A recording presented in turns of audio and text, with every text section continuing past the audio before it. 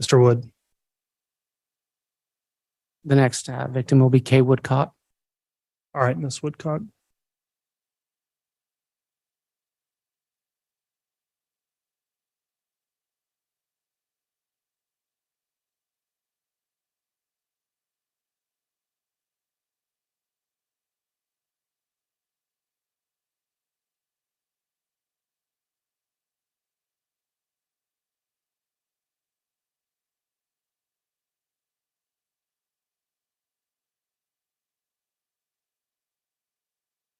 Good day, Judge Boyce. I want to express my thanks and appreciation for being able to speak publicly today on the impact of the defendant's actions. Thank you. 80, 1401, 1481, 1, 72, 1536, 0, 52, 8, 72, 319, and finally, 1 million. These are more than just numbers and very important numbers and will make sense as I continue. 80 days ago, on May 12, 2023, the word guilty was read for each of the charges inmate Daybell is being sentenced for today. Guilty, the word cemented what I had known for 1,401 days, was returned by the jury. The jury devoted their time, energy, and dedication to deliver justice for J.J. Tiley and Tammy for every single heinous crime charged. Our family is eternally grateful for their sacrifice. Justice would not have been possible without the time, perseverance, and tireless work every member of multiple law enforcement agencies, prosecution team, court personnel, and the court. Our appreciation and thanks can never be expressed in a way that will adequately or effectively convey our gratitude. Today marks 1,481 days that have been filled with terror. One was the day my brother Charles was murdered. It took over 30 hours for the defendant to finally send a cold-hearted text to Charles's sons, informing them that their father was dead. No phone call, no explanation as to how, when, and where. Colin Zach immediately called me, hoping this was a cruel joke. Your Honor, I'm going to object as this has nothing to do with this case. It's overruled, Mr. Thomas. Thank you. You can continue, Ms. Woodcock. This was the beginning of her cruel campaign of terror, a campaign that resulted in the deaths of J.J. and Tiley, two innocent children, and Tammy, a devoted mother, grandmother, and wife. Our intense fear for J.J.'s safety began the very moment we learned of Charles's death. We knew Lori didn't want J.J. anymore, as we had seen her abandon him for 72 days with little to no concern of his well-being. We now understand that this was so she could carry on her illicit and torrid affair with Chad Daybell and to conspire with him to murder and profit from my brother's death. With the number of divorces in Larry's past, it took me a while to understand why my brother had to die. I now realize what a nothing Chad Daybell is, a man with no ability to support anyone, no success of his own, a user of the weak-minded, a lazy, good-for-nothing, spineless man that rode his wife's coattails of success. After learning of Charles's death, I immediately began reaching out to Lori. I began calling, leaving voicemails, and texting. Finally, after 3 long hours, I received a brief text with 0 details. She couldn't be bothered or felt too guilty to pick up a phone and call, this time his sister, and explain what happened. It set out so many alarms for Larry and I. Within minutes, we were on the phone with an Arizona detective learning the horrifying truths of my brother's murder.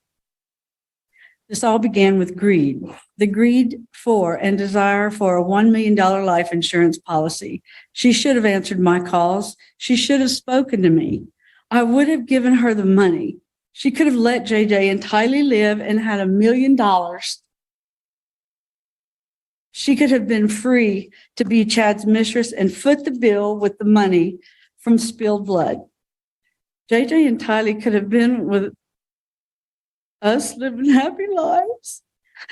Instead, she took all that away, all because she is a money-hungry, power-mongering monster. We flew to Arizona the next morning and were finally able to meet with the detective shortly after. We learned the frightful details of my brother being ambushed by Lori and Alex. I know my brother, and what we were hearing made no sense to the kind, gentle, and generous and loving man we knew him to be. After hearing the details, our immediate concern was JJ's safety. We had no legal rights to JJ.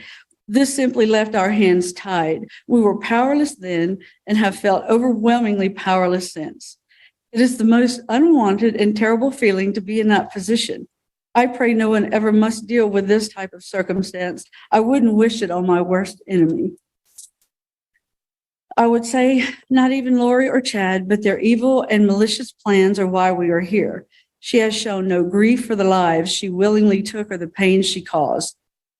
Today, I take the power back by standing here speaking out loud of all the pain and loss she caused. I pray that my words will assist you. My sincerest hope is that they will be seriously contemplated in imposing a sentence for her cruel and heinous crimes. During the trial, a lot of information was shared about JJ's death. Today, I want to share how he lived. That is truly the only way to understand and know who he was and the gaping hole his death has left in our hearts and in this world.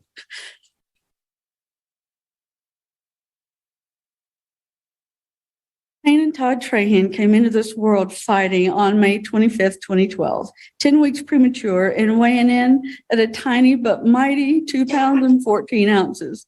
He was transferred to a hospital with neonatal intensive care unit within minutes of being born, where he spent weeks fighting to grow and live. I remember seeing him for the first time. My son Todd, his biological father, and I had followed the ambulance to the hospital. He was about 2 hours old when we were finally able to see him. He was so tiny and looked so fragile. In fact, I still have one of his tiny preemie diapers. It fits in the palm of my hand. As soon as I laid my eyes on him, I knew he was my grandson. He was the tiniest version of my son, Todd, who was also seeing him for the first time. Todd struck with the love for him that can't be explained. The love that hits new parents can't be put into words. I remember him later saying, "How can I love someone I've never met this much?" It is a feeling I and millions of others have experienced at the birth of a child. Lori, Todd forgives you. I wanted to make sure you know that. While he was in the NICU, I was only able to see him for a few minutes at a time until I was notified he could be released to Larry and I in a few days. When we were initially asked if Kanan could come home with us, Larry and I didn't hesitate and immediately said yes, even though it had been 25 years since I had a new baby at home and never a preemie with their many medical needs. The only place we wanted him to be at home with us was at home with us. The night before he was discharged, I stayed in a little room next to the NICU, talking to the nurses and learning all the little things that our little preemie grandbaby would need. The next day, when it was time to leave, the nurse brought a wheelchair in and said, "Have a seat, and I'll get you out of here." I looked at her and kind of perplexed. "I don't need a wheelchair. I can walk." She gave me a smile and a little chuckle and then let me know it's hospital policy for discharged babies. So I sat in the wheelchair, took Kanan in my arms, and was wheeled out of the hospital just like a new mama.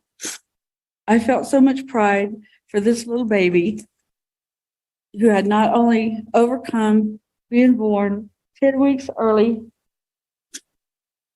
but also being born with illicit substances in his tiny little body.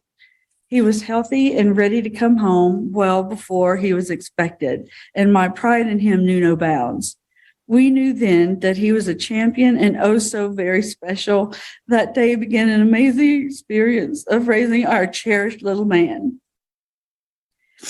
His first night home, as I bathed him, he cried so hard, and I cried right along with him. My heart was so heavy with all that he had been through in just the few short weeks since his birth. After his bath and still crying, my husband Larry, who JJ called Pawpaw, asked me to hand Kanan to him. He placed our baby Kanan on his bare chest and wrapped his robe around him, gently breathing on his head, rhythmically patted his back. Larry kept patting and breathing warmth onto the top of his head until he finally relaxed, stopped crying, and fell asleep. This became a daily occurrence, part of our routine. He would hold him for hours so that Kanan would feel loved, comforted, and secure. I saw my husband in a new light. Larry jumped in feet first at 65 years old and did all the things a young and new father should and more. It made our relationship grow and gave us a new strength. Kanan was our strength and we were his comfort. His first 6 months were spent going to countless appointments. We went to appointments with doctors, heart, kidney, and urology problems, then to appointments for speech and occupational therapy, as well as visits to other pediatricians for a host of medical problems. We were always going from one appointment to another, constantly working to help him thrive and grow. That, along with loving him, was our number one priority. At each appointment, it became inevitable for me to cry. It deeply wounded me to see him go through so much, but I also felt immense pride in seeing him grow and how much love and happiness he gave to us and everyone that met him. My sister Susan had a special bond with Kanan and spent her days watching him so that I could work. She used to take him for walks, pushing his stroller endlessly. She could get him to belly laugh with silly animal noises, especially the froggy noise. There is no sweeter sound than a baby with an ecstatic belly laugh.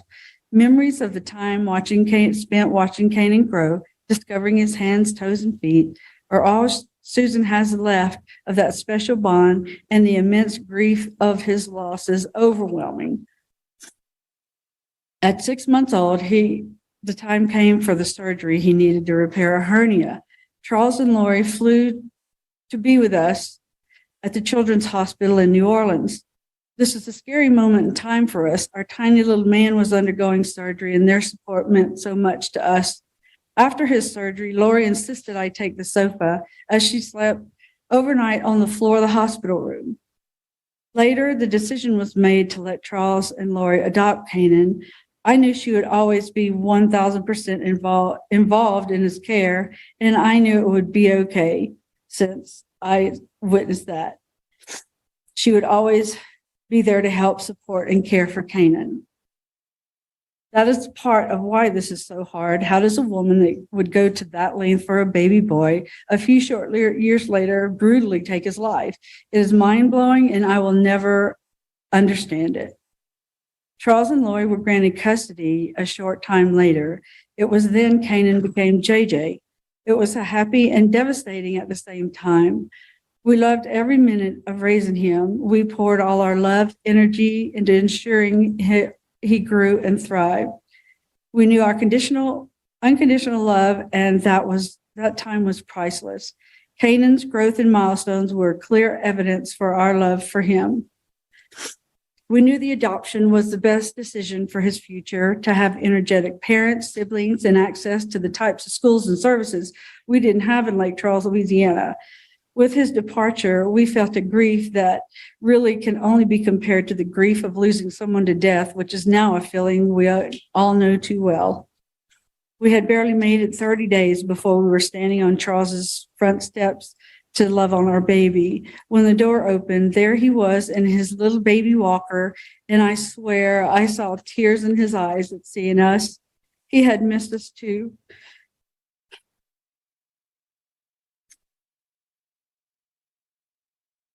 Before I could take a step, Larry swooped him up in his arms, and at 11 months old, JJ wrapped his tiny arms around Larry, laying his head on him. There it was, the connection. It was still so strong. We never lost that special connection with JJ. We were always his love, comfort, and safety.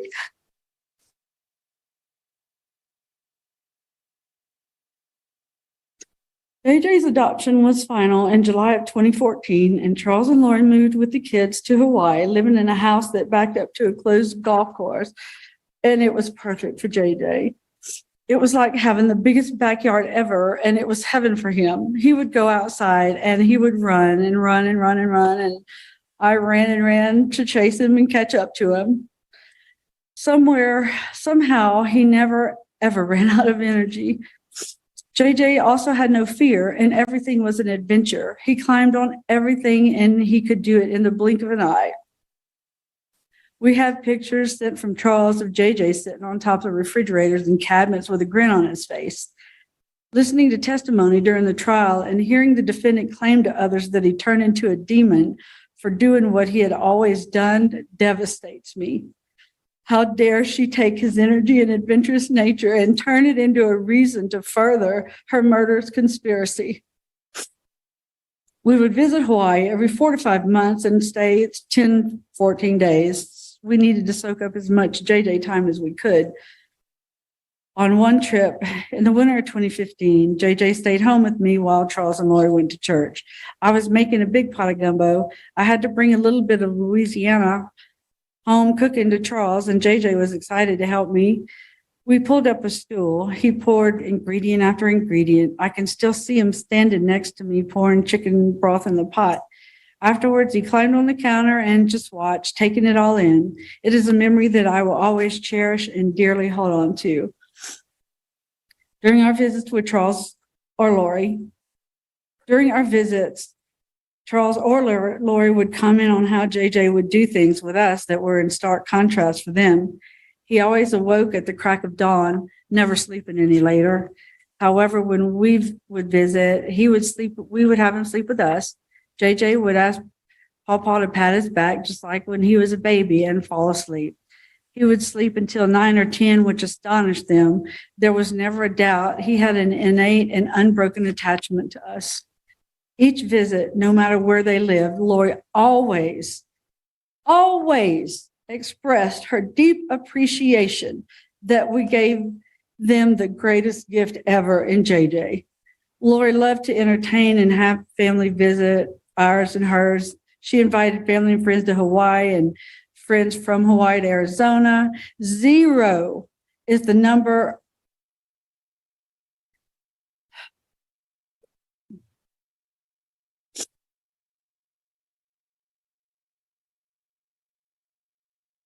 That same mother murdered that same child she expressed her deep appreciation for. It is mind-boggling, and I don't think I will ever be able to understand it. Back to JJ, he was incredibly smart. He was reading at middle school level. By the time he was 4, I remember being in a store with JJ and on the aisle with eye drops, and there he was reading off the labels: Visine, cysteine, antihistamine, one long word after another. I hadn't seen him do that before, so you can imagine my surprise and delight. As we stood there, he would occasionally stumble on a syllable or pronunciation, but we took the time to go through the words and helped him learn. As he got a little older, his special education school in Arizona told Charles he was a math savant. He could calculate anything. I continually wonder what he would have become. What type of man would he be? What did Lori deprive the world of? JJ loved school, loved his family, friends, and cousins, especially his cousin Braxy. The two of them had such a special bond and love for each other. There are so many lives he touched, from family, teachers, neighbors, and church members, that all feel the immense pain and loss of him being gone. Not only was JJ smart, but he was also funny, content, healthy, compassionate, and an empathetic child. JJ didn't show his empathy and compassion with hugs and kisses. In fact, you had to chase him down for those. But instead, with his gentle touch and speaking in soft tones, he would constantly stop to ask people if they were okay, if he could see or sense they were hurt. His world was fascinating and exciting with his huge imagination.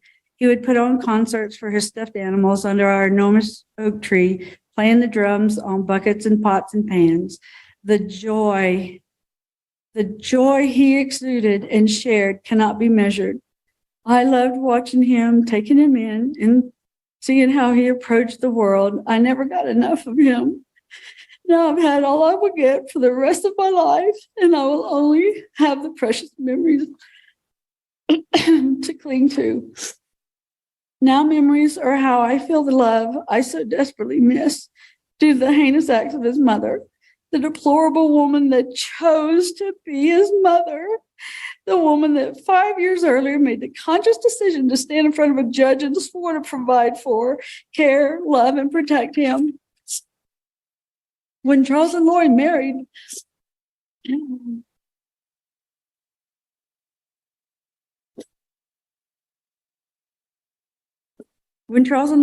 Tylee was 3 years old. She was the most precious, blonde-haired, blue-eyed little girl. There was never any doubt that Tylee was an absolute mama's girl when she was little. She adored Lori. I was thrilled to have a new niece, especially one as sweet as her. While Charles and Lori lived in Austin, we visited frequently. On one of our visits, we passed a roadside stand selling swings made from old tires. I saw one that had been made into a horse, complete with a saddle and stirrups. I grabbed Larry's arm and said, "Stop, we have to get that for Tylee." Her brother Kobe and stepbrothers Cole and Zach were always around her, and she needed something girly just for her, and she loved it. As a big sister, Tylee would put notes on her bedroom door, one of them being, "Do not enter." And as you can assume, even though JJ could read and understand the notes, it didn't mean he listened. After all, isn't that what little brothers do? He would storm into her room and she would laughingly tell him to get out. I think she did it on purpose, just to tease and play with him. It was hilarious to see them interact. It warmed our hearts seeing them together. Tylee was 9 years old when JJ became her little brother. She loved him so incredibly much, and he loved her right back. She doted on him, and JJ loved every minute of attention he got from his big sister. The love they have for each other is captured in the last photo taken of them, both grinning and hugging each other. Hauntingly, this photo was taken shortly before and by the defendant, hours before she murdered her own child, her sweet girl, Tylee. I have a niece that is a few months younger than JJ. Her name is Maddie. She and JJ loved each other and would spend days playing together when Charles and JJ would visit. On her 8th birthday in October of 2020, we were celebrating and singing happy birthday to her. The glow of the candles shining on her face, that huge grin that kids get during the singing, hit me like a truck. I grabbed the keys from Larry and ran to the car, and I just bawled and bawled until I could compose myself enough to rejoin the party. I knew then that JJ didn't get his 8th birthday song, and it broke me.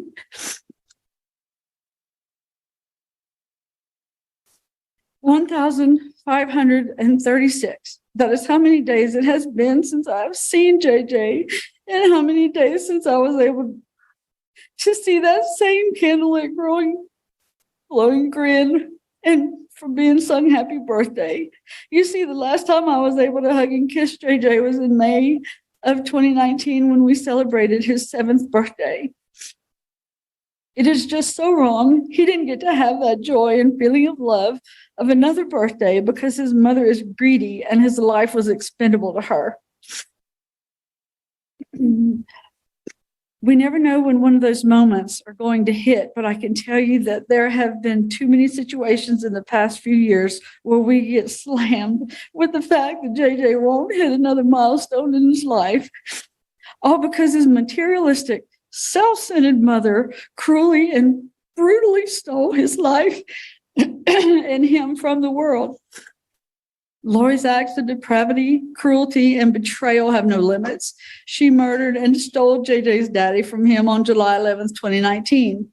Next, she was trying to sell Bailey, JJ's adored and cherished service dog, his shadow and his best friend. When caught, she was confronted and forced to give Bailey back to his original trainer. I can't imagine how that impacted JJ. Bailey went everywhere with him and provided him so much security and happiness.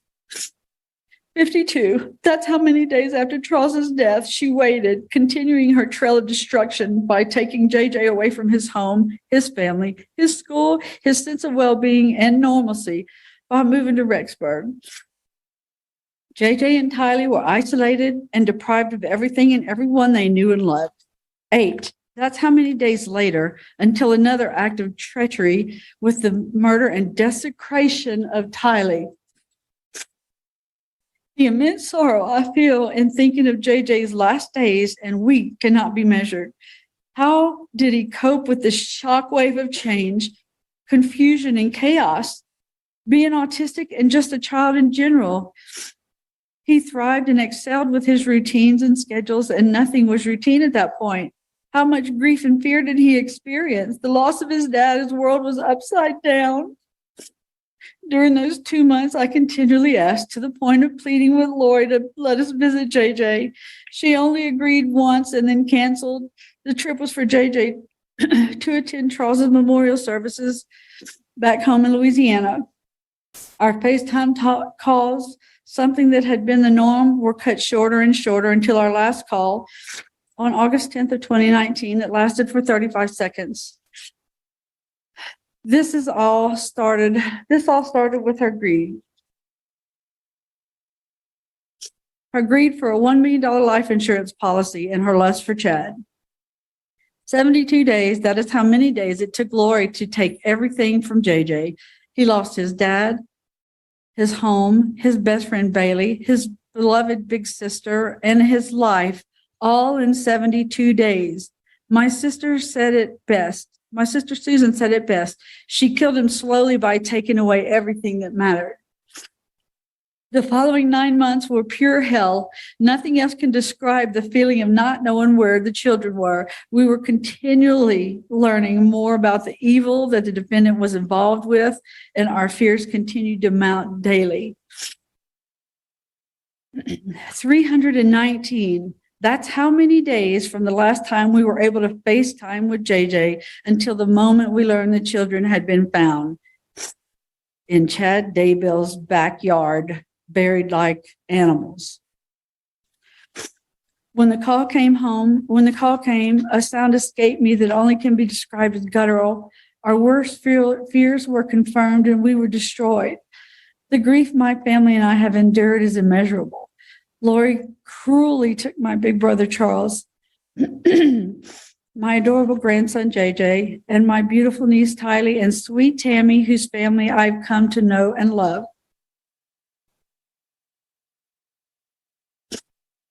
Lori is undeniably a monster that has has not taken any responsibility or shown an ounce of remorse for her vile actions. She deserves to never again breathe oxygen as a free member of society. Her actions, dismissive behavior, and disinterest in court proceedings continue to validate her lack of accountability and remorse or any possibility to be rehabilitated. Lori Cox Daybell is a danger to society. Her body and manipulative mind are weapons used for her selfish greed and satisfaction. We firmly believe that she has zero mental illness. Your Honor, I'm going to have to object. I think the court ruled on this particular portion of her statement. I'm going to ask that the court enforce that. Give me a moment. Let me review the Very good, Your section Honor. of the written PSI in the court's previous order.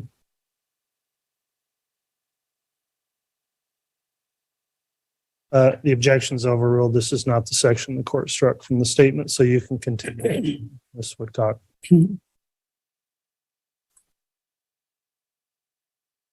We firmly believe that she has zero mental illness that drove her to commit these heinous acts. Rather, she is driven by her greed and need to be the center of attention. During the trial, a jail call was played between Lori and her son Colby as she continued her manipulation. Today, it feels especially poignant. Quoting Lori, "They have made all these judgments. They think they know what happened. They think they know who's responsible. They think they know everything, but you don't know because you weren't there. And one day you will know. One day you will know what actually happened." Those are her words. It is the one truth that Lori has told since the beginning of her campaign of terror. We do know what actually happened and who is responsible. Lori. Today is the day that she will finally be punished for her manipulation, cruelty, and criminal acts. She has shown no remorse for the murders, the lying, the deceit, or the pain. During the trial, we heard Lori deflect and minimize her sister's grief.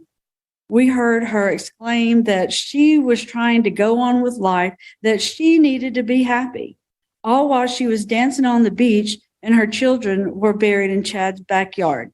Only someone with no remorse tries to justify the cold-blooded murder of her children with her needs. We wholeheartedly believe she was not only complicit, but was an active participant in both JJ and Tylee's murders, making her crimes even more reprehensible. Your Honor, my family and I pray for nothing. Okay. We trust your wisdom in determining the sentence for the fraud. Sorry about that too. Strike that.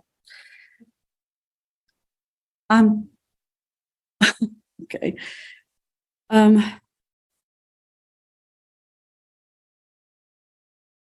We believe there should never be a reason for her to be released from prison. She deprived JJ, Tylee, and Tammy of that right and should never be given what she so easily took from them. I'll leave with two final numbers. 3 for the 3 people who were murdered, who we will never forget. And finally, the number 1 for the defendant, the person that will never matter again once we walk out the door. All right, Ms. Woodcock, thank you for the victim impact statement.